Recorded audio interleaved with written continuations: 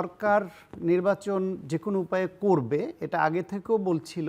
অনেক সংশয় থাকার পরও আমার সবসময় মনে হয়েছিল নির্বাচন তারা করবে, কারণ হচ্ছে নির্বাচন করা ছাড়া তাদের হাতে কোনো বিকল্প নাই, কারণ তারা রাষ্ট্রটা চালাতে পারছে না।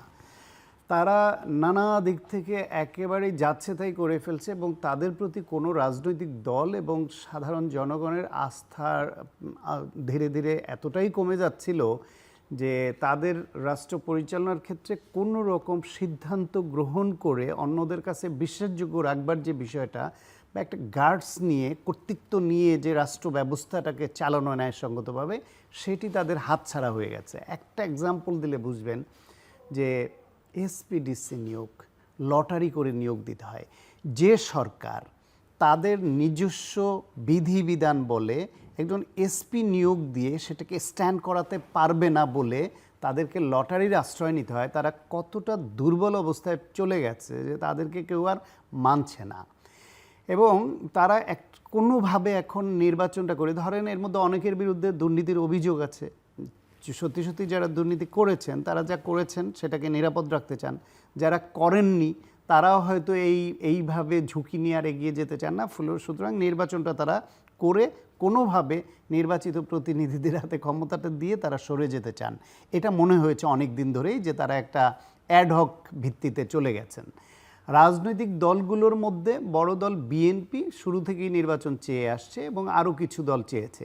জামায়াত এবং এনসিপি একটু ভিন্ন সুরে কথা বললেও যখন দেখেছে যে বাংলাদেশে আসলে বিনিয়োগ, কর্মসংস্থান,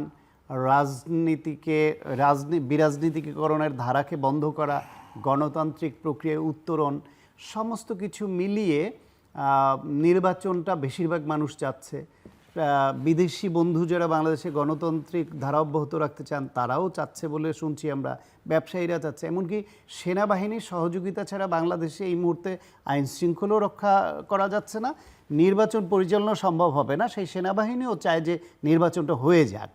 সেই কারণে নির্বাচন না করে আর কোনো উপায় এদের হাতে ছিল না। ফলে জামায়াত এবং এনসিপিও ভিন্ন সুরে কথা বললে তারা জনগণ থেকে আরও বিচ্ছিন্ন হয়ে পড়বে, সেই জন্য তারাও যেভাবেই হোক নির্বাচনের পক্ষে এখন কথা বলছে।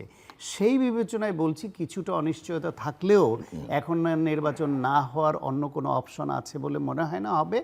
এবং দলগুলো পুরোমাত্রায় যখন নির্বাচনী প্রচারণায় নেমে যাবে, প্রার্থীরা নেমে যাবে, তখন সিনারিয়া আরও কিছু চেঞ্জ হবে। তবে যেই চ্যালেঞ্জের কথা আপনি বলছেন, এইবার প্রধান চ্যালেঞ্জ হলো বহুপক্ষীয়। একটা হচ্ছে আওয়ামী লীগ নির্বাচনে নেই, কিন্তু আওয়ামী লীগের শক্তি কিন্তু মাঠে রয়ে গেছে অনেকখানি। আওয়ামী লীগ 16 বছর ধরে যে কালো টাকার মালিক হয়েছে লুটপাট করে, সেই টাকা কিন্তু দেশে বা বিদেশে যে কেউ তাদের হাতে রয়ে গেছে, অবৈধ টাকা। আওয়ামী লীগের আমলে যে অস্ত্রের ঝনঝনানি ছিল, নিজেদের গ্রুপের মধ্যে গোলাগুলি হতো, সেই অস্ত্রগুলো এই 1.5 বছরে সরকার উদ্ধার করতে পারেনি। সেই অস্ত্রগুলো আওয়ামী লীগের হাতে হোক অথবা তাদের মাধ্যমে পেশাদার সন্ত্রাসীদের হাতে হোক, কোথাও না কোথাও অস্ত্রগুলো কিন্তু যেতে পারে, ব্যবহৃত হতে পারে। এইদিকে জামায়াত ইসলামের যেই উল্লম্ফন, এবং তারা কোনো না কোনোভাবে রাষ্ট্র ক্ষমতায় চলে আসছে এরকম তারা ভাবছে, ফলে তাদের যে বডি ল্যাঙ্গুয়েজ দেখা যাচ্ছে সেটা খুবই আগ্রাসী মনোভাব এবং যে কোনো উপায়ে তারা ক্ষমতায় যেতে মরিয়া, এইরকম একটা ভাব তাদের মধ্যে আছে। বিএনপির নিজেদের মধ্যে কোন্দল, অন্য দলের সঙ্গে সহিংসতায় জড়ানো, এটা আগেও ছিল, এইবারও সেটা কোথাও কোথাও লক্ষণীয় হয়েছে। ফলে বিএনপি জামায়াতের সম্পর্কটা রাজনৈতিক প্রতিদ্বন্দ্বিতায় থাকবে না এই প্রতিদ্বন্দ্বিতা শত্রুতায় পরিণত হয়ে সংঘর্ষের রূপ নেবে, সেটা এখনও আমরা জানি না। এবং সেইটা কতটা শক্ত হাতে এই সরকার তাদের প্রশাসন দিয়ে দমন করতে পারবেন, এটি নিয়ে কিন্তু অনেকের সন্দেহ আছে। ফলে আওয়ামী লীগের নাশকতা অথবা নির্বাচনকে বাধাগ্রস্ত করবার তাদের শক্তি সামর্থ্য এবং নাশকতার কতটা সম্ভাবনা আছে, সেটা কি করে নিয়ন্ত্রণ করবে।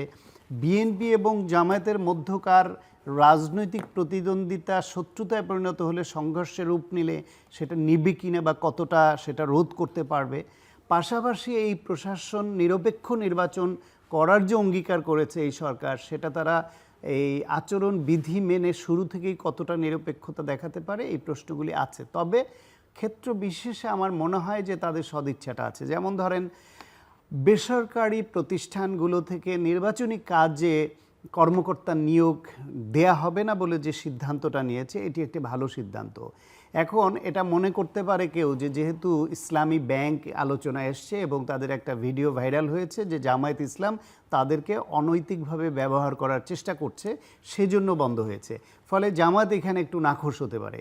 আবার অন্য একটা দৃষ্টিকোণ থেকে যদি এমন কিছু হয় যে যেখানে বিএনপির ফেভারে যাচ্ছে কিন্তু বন্ধ করছে না সরকার, তখন কিন্তু এটা আবার সমালোচনা আসবে। ফলে তাদেরকে শুরু থেকেই যদি এই নির্বাচন কমিশন অন্তত নির্বাচনের প্রশ্নে তাদের নিউট্রালিটি বজায় রাখে, যে শক্তি কতটা শক্ত সেটা না দেখে ন্যায্যতার প্রশ্নে তাদের বিধিবিধানের প্রয়োগ হবে, এইটা করলে জনগণের আস্থা বাড়বে, সমর্থনও বাড়বে। ফলে অনিশ্চয়তা আছে, সংশয় আছে, তারপরও আমি একটু আশাবাদী এখনও থাকতে চাই যে তারা একটা ভালো নির্বাচন করুক।